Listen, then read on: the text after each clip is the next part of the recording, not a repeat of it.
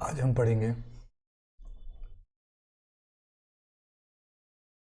पढ़ेंगे Gupta period. Gupta period की शुरुआत होती है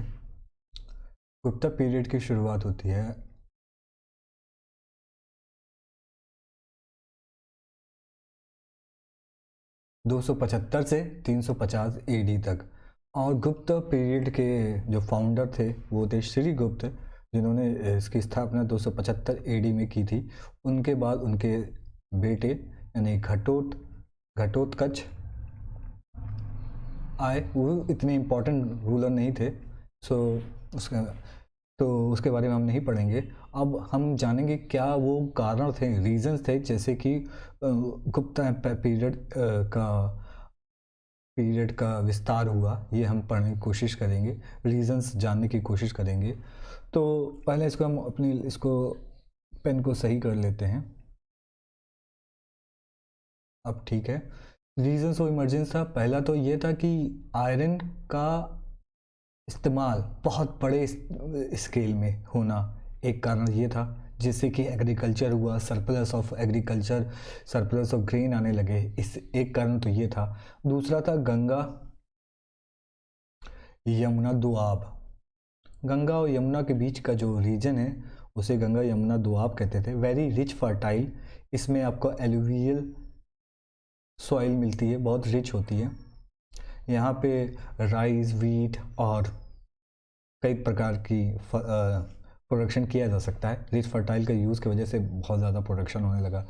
तीसरा रीज़न था कॉमर्स और इकोनॉमिक बेस, जो कि कुशानाज ने प्रोवाइड किया था। इम्पोर्टेंट कुशाना था एक कनिष्क, जिनके बारे में हम बाद में या पिछले कुशानास जब पढ़ाएंगे, जब फॉरेनर्स जब इंडिया में आए तब उसके बारे में हम कुशानास के बारे में पढ़ाएंगे। वो तो इन कुशानास ने जो बेस क्रिएट किया, उसके बाद उस बेस का बहुत अच्छा इस्तेमाल किया गुप्ता पीरियड ने और अपना विस्तार किया।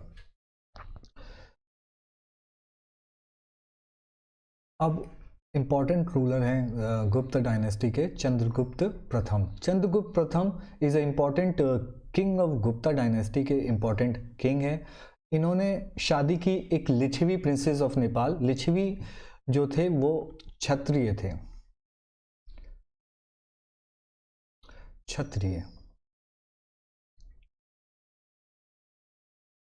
और जानते हैं कि पिरामिड में सबसे ऊपर, जाति की पिरामिड में सबसे पहले है आपके क्षत्रिय, फिर ब्राह्मणास, फिर वैश्य, देन बॉटम में थे आपके शूद्र।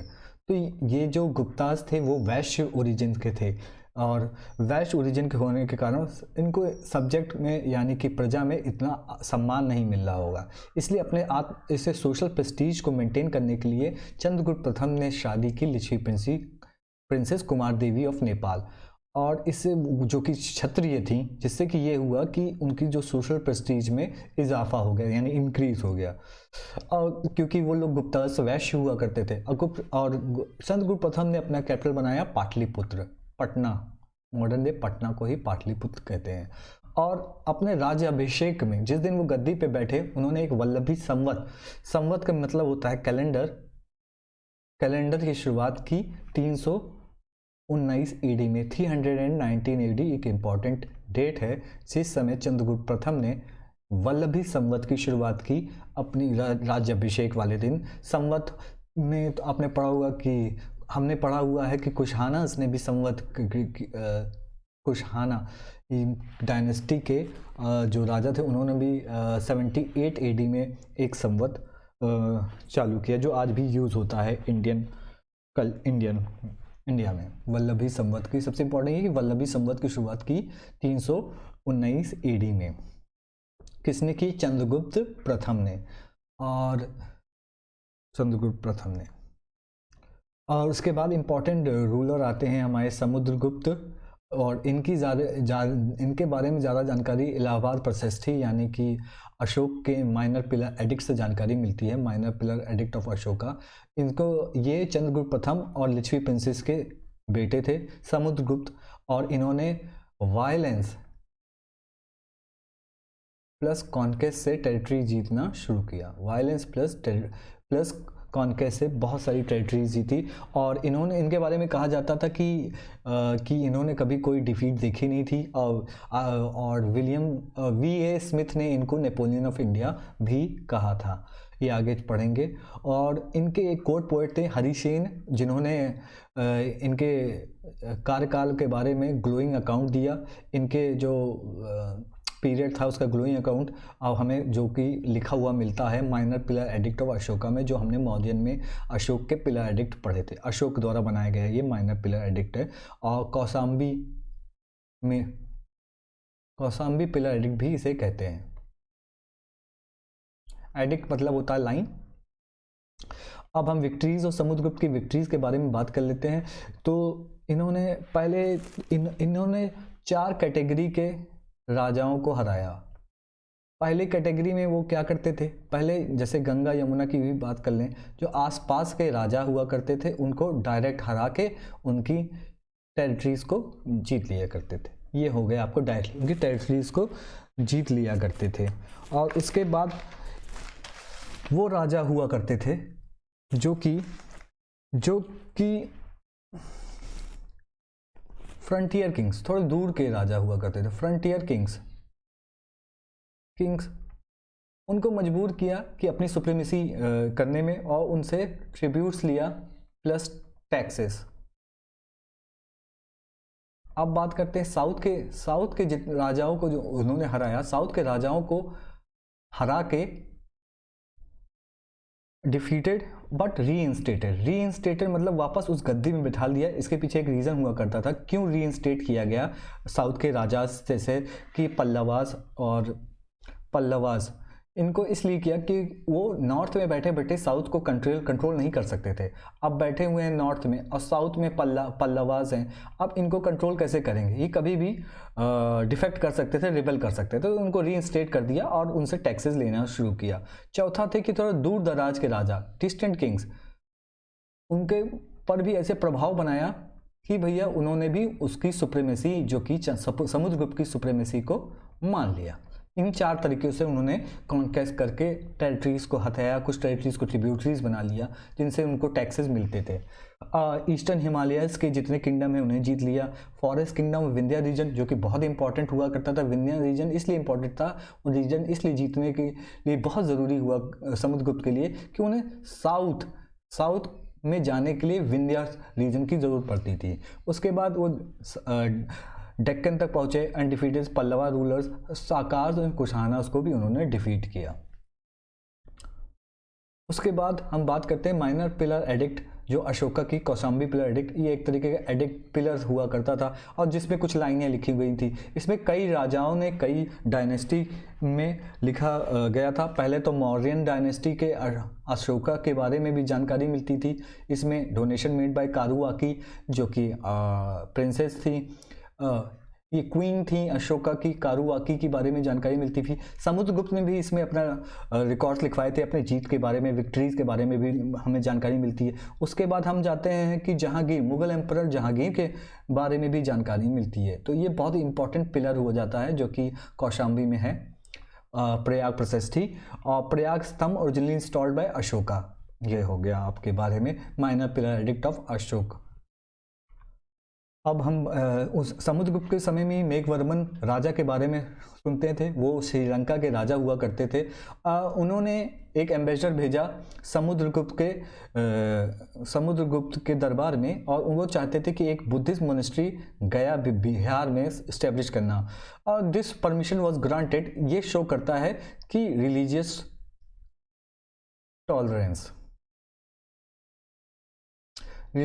Tolerance of Samudragupta. और क्योंकि समुद्रगुप्त एक हिंदू राजा थे, उन्होंने बुद्धिस्ट ये मोनेस्ट्री को गया में बनवाना स्वीकार किया बाय रूलर मेघवर्मन, और दिस वाज ग्रांटेड। समुद्र के बारे में एक और जानकारी मिलती है, Samudragupta never knew any defeat because of his victories and bravery. बहुत ही ब्रेव, और उन्होंने कभी कोई डिफीट देखी नहीं थी, इसीलिए उन्हें Napoleon of India V.A. Smith द्वारा कहा गया। बहुत V.A. स्मिथ ने किसको नेपोलियन ऑफ इंडिया कहा, ऐसे करके कई जो कि क्वेश्चन पूछे जाते हैं। उसके बाद आता है कि चंद्रगुप्त द्वितीय, और उन्होंने विक्रमादित्य का टाइटल भी लिया गया। इनका कार्यकाल था 380 से 412 एडी तक। और Gupta dynasty reach its zenith, अपने चरम पे थी गुप्ता डायनेस्टी चंद्रगुप्त द्वितीय के शासन में, और उन्होंने चंद्रगुप्त द्वितीय शासन उन्होंने अपार सफलता पे गुप्ता डायनेस्टी को पहुंचा दिया। दो तरीके से उन्होंने अपने लिमिट्स को इंक्रीज किया। पहले थे मैरिज अलायंसेस, जो आसपास के राजा हाउस के की लड़कियों से अपने डॉटर्स के साथ उनको मैरिज करके, जैसे वकाटका किंगडम साथ मैरिज अलायंस था उनका, और कॉन्क्वेस्ट से भी। तो चंद्रगुप्त द्वितीय ने क्या किया, अपनी डॉटर प्रभावती को वकाटका प्रिंस जो थे रुद्रसेन, प्रभावती की शादी की वकाटका किंग प्रिंस रुद्रसेन, और रुद्रसेन के मरने के बाद आफ्टर उसका पूरा कंट्रोल वकाटका रीजन का चंद्रगुप्त द्वितीय द्वारा देखा जाना लगा। ही ऑल्सो कॉन्कर्ड मालवा, जो कि आपका पश्चिमी भाग मालवा और गुजरात था। ये इसलिए इंपॉर्टेंट था मालवा और गुजरात, वहाँ पे पोर्ट थे, और पोर्ट किस लिए इंपॉर्टेंट होते हैं, पोर्ट इंपॉर्टेंट होते हैं कॉमर्स के लिए, और कॉमर्स अगर बढ़ेगा, अगर इकोनॉमी बढ़ेगी तो साम्राज्य भी बढ़ेगा।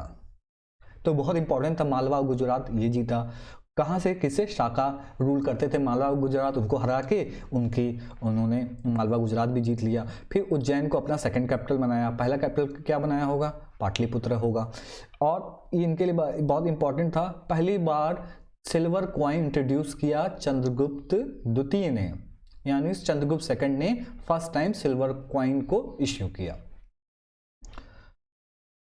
और चंद्रगुप्त के बारे में इंफॉर्मेशन मिलती है कि जो अडॉप्टेड विक्रमादित्य का which has been used in Ujjain ruler ने इसका यूज़ किया विक्रमादित्य टाइटल का, और 56 से 57 बीसी में उन्होंने भी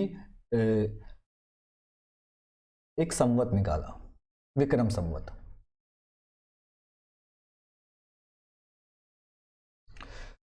चंद्रगुप्त द्वितीय के जो कि कोर्ट में 9 ज्वेल हुआ करते थे, 9 रत्न हुआ करते थे, 9 रत्न। उनके बारे में जान लेते थे, कौन हैं वो 9 रत्न। 9 रत्नों में पहले थे कालिदासा, जो संस्कृत में पोएट भी थे, ड्रामा भी उन्होंने बहुत सारी लिखी थी। शंखु थे आर्किटेक्ट, जिन्होंने शिल्पशास्त्र लिया। शिल्पशास्त्र क्या था, आर्किटेक्ट से संबंधित था। वरुचि ग्रामेरियन थे। अमर सिंह लेक्सोग्राफर थे। लेक्सोग्राफर जो डिक्शनरी वगैरह लिखते हैं उसे लेक्सोग्राफर कहते हैं। कशापंक एस्ट्रोलॉजर थे, ज्योतिष थे। वराह मिहिरा कौन थे, मैथमेटिशियन और एस्ट्रोलॉजर ज्योतिष दोनों थे। धन्वंतरी फिजिशियन थे, डॉक्टर थे। देन उसके बाद घटाकापारा स्कल्प्टर थे, और विताल भट्टा मैजिशियन थे। 9 ज्वेल के बारे में तो हम बता ही चुके। अब कालिदास के बारे में थोड़ा सा जान लेते हैं। कालिदास ने संस्कृत में ड्रामा लिखा अभिजान शकुंतलम। अभिजान शकुंतलम दुष्यंत और शकुंतला के बारे में एक इन्होंने ड्रामा लिखा था, दुष्यंत एंड शकुंतला बन। फिर उसके बाद इन्होंने लिखा मालविका अग्निमित्रा। अग्निमित्रा एक शुंग किंग थे जिनको प्यार हो जाता है एक सर्वेंट से, एग्जाइल सर्वेंट गर्ल, उसका नाम था मालविका। मालविका तो इनके बहुत ही इसके बीच स्टोरी ये थी कि जो अग्निमित्र थे उनकी जो सर्वेंट थी उनसे प्यार हो जाता है, वो उनका नाम था मालविका। ये देख के इनकी जो पत्नी थी, वाइफ थी, बहुत गुस्सा हो जाती हैं। कहती हैं कि ये कैसे कर सकते हैं, अग्निमित्र आज जो इतने शुंग रूलर थे और ब्राह्मण थे, कैसे एक दासी से प्यार कर सकते हैं। बाद में पता चलता है मालविका जो एक एग्जाइल्ड सर्वेंट थी, जो कि एक प्रिंसेस हुआ करती थी, उन्होंने एग्जाइल कर दिया, तो बाद में वो एज अ दासी के रूप में काम करने लगी। बाद में ये जान के उनके वाइफ को पता चला कि वो भी एक जो राज करने वाले कुल से है, तो उनको ये स्वीकार हो गया। यही है मालविका अग्निमित्रा। फिर पोएट्री में उन्होंने मेघदूतन क्या है, मेघदूतन के बारे में जान लेते हैं हम कि मेघदूतन एक यक्षा कौन होते हैं, डेमीगॉड डेमीगॉडेस को, यक्षिणी को डेमीगॉडेस कहते हैं, डेमीगॉड थे जिनको राजा कुबेर ने वहाँ से एग्जाइल निकाल दिया। और वो निकलने के बाद वो रास्ते से जा रहे थे तो उनको रास्ते में एक क्लाउड दिखा। क्लाउड दिखने के बाद उन्होंने इस क्लाउड को एक मैसेज दिया कि अपने प्यारी वाइफ को मेरे ये मैसेज पहुंचा दो। उनकी वाइफ जो रिसाइड करती थी माउंट कैलाश में। तो इसी पर एक मेघदूतन है। ऋतु संहारा क्या है? जो दूसरी पोइट्री उन्होंने लिखी है थी वो डिस्क्रिप्शन ऑफ नेचर, जो कि नेचर के बारे में विवरण मिलता है। शॉर्ट स्टोरीज में रघुवंशा, डायनेस्टी ऑफ लॉर्ड रामा को बारे में बताया गया है। कुमार संभवा में ये स्टोरी एक बताती है, जो शॉर्ट स्टोरी कि लॉर्ड शिवा और पार्वती के बेटे के बारे में बताती है। और इसमें हमें एक और चीज़ जानकारी मिलती है, सती सिस्टम का रेफरेंस भी मिलता है कुमार संभव। इससे ये बहुत इंपॉर्टेंट हो जाते हैं। कुमार संभव short story written by Kalidasa इन संस्कृत। और उसके बाद चंद्रगुप्त के बाद बहुत ही वीक राजा आए, जैसे ही was son of Dhruv Devi and Chandragupta two. Kumar Gupta not very important. Then Skanda Gupta last ruler of Gupta ruler थे। और हुनास के उस समय से नॉर्थ वेस्ट से अटैक होना शुरू हो गए थे। इस वजह से जो गुप्त डायनेस्टी बहुत वीक हो रही थी। लेकिन स्कंद गुप्त ने बहुत बार हुनास को हरा के थोड़ा सा कंसोलिडेट करने की कोशिश की, मगर स्कंद गुप्त के सक्सेसर बड़े वीक निकले। उसके वजह से उनका गुप्त एम्पायर का डाउनफॉल होना शुरू हो गया। एक रीजन और था, रोमन एम्पायर के जाने के बाद उनका कॉमर्स भी डाउन हो गया था। His successor proved to be weak and could not cope with the Huna's invasions. अब हम विमेन की सोशल कंडीशन क्या थी गुप्ता डायनेस्टी में, इसके बारे में बात कर देते थे। फैमिली वॉज स्टिल पैट्रियार्कल, प्रतिसत्तात्मक थी। प्रतिसत्तात्मक यानी पैट्रियार्कल का मतलब होता है कि जो मेल मेंबर ही डोमिनेट करता है। Male member head male member ही डोमिनेट करता है। फेस मेंबर फैमिली को डोमिनेट, फैमिली के लिए सारे डिसीजन हेड मेल मेंबर रहता है। यही पैट्रियार्कल है। वीमन को ऐसा कंसिडर्ड एज अ प्रॉपर्टी, खरीद फरोख्त की चीज़ें समझी जाती थी गुप्ता डायनेस्टी के समय। The women were deprived of educational, religious and political rights उनको नहीं मिलते थे उस समय। लेकिन हम अगर ऋग्वेद का बारे में बात करें तो ऋग्वेद में हमें मिलता था कि लड़कियों को जब पैदा होती थी उनको एजुकेशनल राइट, रिलीजियस भी राइट मिलते थे। उन्हें ग्राम सभा विद्वत में जाने की भी परमिशन थी। मगर गुप्ता समय तक आते आते देखा गया कि सोशल कंडीशन बहुत डिटीरियोरेट होने लगी। उनको प्रॉपर्टी में कोई हिस्सा नहीं दिया जाता था। They were deprived of inheriting property. Sati system बहुत प्रिवेलेंट हो गया था गुप्ता पीरियड में। ये बहुत कुरीति थी sati system. Child marriages allow, बाल मैरिजेस होने लगी थी वहाँ पे। Purdah system came into existence. Widow remarriages were not allowed. Widow को दोबारा विवाह करने की कोई अनुमति नहीं मिलती थी। फॉर्म्स ऑफ मैरिज वहाँ पे हमें गुप्ता पीरियड में मिलते हैं, कितने प्रकार की मैरिजेस हुआ करती थी। तो 4 प्रकार की एक्सेप्टेड फॉर्म ऑफ मैरिजेस थी। कौन कौन सी एक्सेप्टेड फॉर्म ऑफ मैरिजेस हैं वो हम लोग जान लेते हैं। पहला है ब्रह्म मैरिज। बहुत इसको स्वीकार किया जाता था क्योंकि ब्रह्म मैरिज कहती थी कि सेम क्लास में शादी होना। और दूसरा था दैव, जो प्रीस्ट आपके यहाँ सेक्रीफाइसिंग रिचुअल्स करता था उसको डॉटर दे दी जाती थी एज अ फेस। ये दूसरी प्रकार थी। अर्श, अब ये काऊ और बुल के बदले में किसी घर में काऊ या बुल हुआ करती थी, उसके बदले अपनी लड़कियां दे दिया करते थे शादी के रूप में। प्रजप मैरिज विदाउट डावरी, कोई डावरी ना लिए, कोई डावरी वगैरह नहीं चलती थी इस प्रकार के मैरिज में। प्रजप। रिजेक्टेड फॉर्म ऑफ मैरिज थी गांधर्व, जो कि आज के समय में बहुत ही प्रचलित है। लव मैरिज गंधर्व मतलब love marriage accepted, it was not accepted form of marriage love marriage. असुर मैरिज थे बाय परचेज, मतलब शादी करने के लिए लड़कियों को खरीद के ले आना। और ये इस प्रकार की मैरिज को सैंक्शन किया था कौटिल्य ने, जिन्होंने अर्थशास्त्र लिखा था। राक्षसा, कैप्चर करके शादी करना, फोर्स से शादी करना, इसे राक्षसा टाइप ऑफ मैरिज कहते थे। पैसाज बाय सेडक्शन, सेड्यूस करके किसी प्रकार के मैरिज करना, इसे पैसाज मैरिज कहते थे। तो कौन कौन से मैरिज जो एक्सेप्टेड फॉर्म थे, पहले तो ब्रह्म था, देव था, अर्श था, प्रजप था। रिजेक्टेड थे आपके Gandharva, love marriage was not allowed. Asura marriage मतलब purchase by marriage by purchase was not allowed. Rakshasa marriage by capture of force not allowed. Paishacha marriage by seduction. 5 great sacrifices ritual से ब्रह्म यज्ञ थे, worship of God, universal soul और spirit. Pitriyajna ancestor type of worship को पितृयज्ञ कहते थे। दैव यज्ञ worshipping of God. भूत यज्ञ ऑल लिविंग थिंग्स की वर्शिप को भूत यज्ञ कहा गया। और पुरुष यज्ञ शोइंग हॉस्पिटैलिटी। संस्कार 16 तरीके के होते थे। अब हम बात करते थे कैसे प्रशासन था, एडमिनिस्ट्रेशन थे गुप्ता पीरियड में। तो हमने मौर्यन पीरियड पढ़ा था, तो उसमें हमने देखा कि वहाँ सेंट्रलाइज था, एडमिनिस्ट्रेशन सेंट्रलाइज था, सेंटर्ड अराउंड द किंग था। लेकिन धीरे धीरे देखे कि गुप्ता पीरियड तक आते आते देखा गया कि डिसेंट्रलाइजेशन शुरू हो गया। Emperor was assisted by council of ministers. Example कौन कौन से काउंसिल ऑफ मिनिस्टर्स थे? पहला था संधि से हमें याद आता है जैसे किसी प्रकार की treaty, minister peace and war and treaty, संधि विग्रह का। फिर महाबल अधिकारिता, बल से याद आया कि बहुत बलशाली है, तो सेनापति यूज होता था, सेनापति के लिए वर्ड यूज होता था महाबला अधिकारिता। और दंड पाशिका पुलिस चीफ समझ लीजिए। और Kumaramatya most important ruler officer था। आज के ज़माने से अगर कंपेयर करें, आईएएस ऑफिसर हुआ करता था उस समय, गुप्ता पीरियड के समय।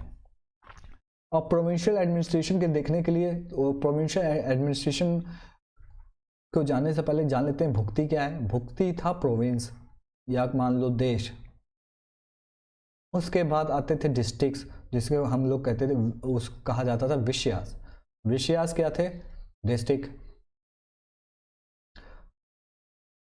और विथीस सब डिस्ट्रिक्ट, टाउन वगैरह कह लीजिए। फिर ग्राम आ जाता था, यानी कि विलेज। प्रोविंस को देखने के लिए हमें पता चलता है वहाँ पे गवर्नर ऑफ प्रोविंस को नियुक्त किया जाता था, उसे हमें उपारिक कहते थे। गवर्नर ऑफ प्रोविंस है, यानी भुक्ति के जो प्रोविंस हुआ करता था उसको गवर्न करने के लिए गवर्नर नियुक्त होता था, उसे उपारिक कहते थे। डिस्ट्रिक्ट एडमिनिस्ट्रेशन कुमारा मात्या, जो कि आईएएस को से रिसेंबल करता है, and he was directly appointed, king द्वारा डायरेक्टली अपॉइंट किया जाता था। ये हो गया आपका डिस्ट्रिक्ट एडमिनिस्ट्रेशन। जुडिशियल एडमिनिस्ट्रेशन के बारे में जान लेते हैं। For the first time Gupta period में जो सिविल और क्रिमिनल प्रोसीजर थे वो उनको डिफाइन किया, उनको इनकोडेड किया। लॉ ऑफ इनहेरिटेंस के बारे में भी जानकारी मिलती है। लॉ ऑफ इनहेरिटेंस क्या कहता है? 2 तरीके के लॉ ऑफ इनहेरिटेंस है, एक थे मिताक्षरा, एक थे दयाभाग। मिताक्षरा रिटन बाय याज्ञवल्क्य ये कहता था, और एक थे दयाभाग जो कि ईस्टर्न इंडिया में यूज होता था।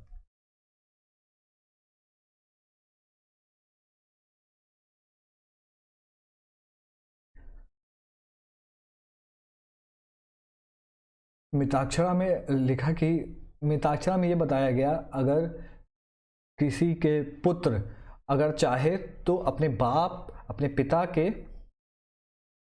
पिता के जीवन काल में ही अपना हिस्सा मांग ले, उसे कहा गया मिताक्षरा। और दया भाग पिता के मृत्यु के बाद ही बेटे को उसका हिस्सा मिलता था, मृत्यु के बाद। और ये जीवन काल में ही, अगर उसको मिताक्षरा में लिखा गया कि जीवन काल में ही पुत्र पिता के जीवन काल में ही अपना हिस्सा ले सकता है। और दया भाग में लिखा गया है कि प्रॉपर्टी तभी मिलेगी पिता की मृत्यु के बाद। ठीक है। A woman was entitled to enjoy stridhan. Stridhan क्या होता है? शादियों में जो हम लोग ज्वेलरी वगैरह लड़कियों को देते हैं उसे स्त्रीधन कहते हैं, वो उसे रखने का अधिकार था। Trends in trade and agrarian economy कैसी थी? अर्थव्यवस्था कैसी थी, इसके बारे में जानकारी मिलती है। ट्रेड कैसा था, कॉमर्स कैसा था? पहला तो है गुप्ता ने issued large number of gold coins in the history of ancient India. Ancient India के इतिहास में पहली बार इतने लार्ज स्केल में गोल्ड कॉइन्स इशू किए गुप्ताज ने। उन्हें दिनार कहा गया। दिनार जो कि ड्राइव्ड है लैटिन वर्ड डायनेरियस से।